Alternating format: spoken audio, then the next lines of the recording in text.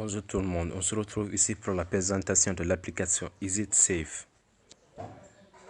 Donc après l'avoir ouvert, cette application comporte plusieurs fonctionnalités, parmi lesquelles un générateur de mots de passe, un encodeur, des infos utiles et un jeu de quiz. Pour le générateur de mots de passe, nous devons choisir la taille que nous voulons générer. Donc ici nous allons choisir un mot de passe à 10 caractères, puis cliquer sur générer pour obtenir le mot de passe. On a aussi une option pour encoder des messages.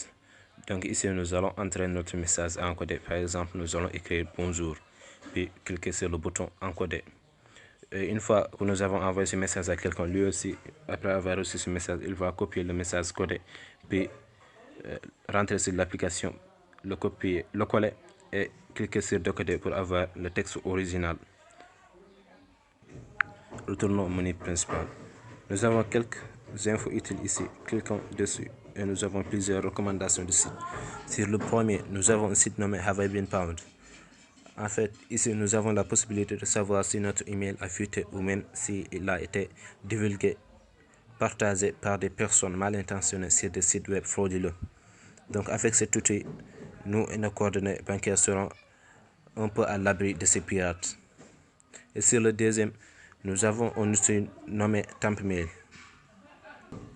Donc ici, si nous nous connectons sur plusieurs sites web et que nous ne voulons pas exposer notre email, donc nous pouvons utiliser cet outil nous fournissant un email temporaire. Avec cet email, nous pouvons l'utiliser pour plusieurs fins sans être la cible des publicités ou des services indésirables, comme les trackers ou des publicités ciblées. Nous avons aussi VirusTotal. Pour cet outil, il suffit juste de l'envoyer un fichier, il va l'analyser avec plusieurs antivirus. Ou si nous avons des doutes sur un lien partagé sur des forums de discussion, il suffit juste de copier le lien et de le scanner avec cet outil.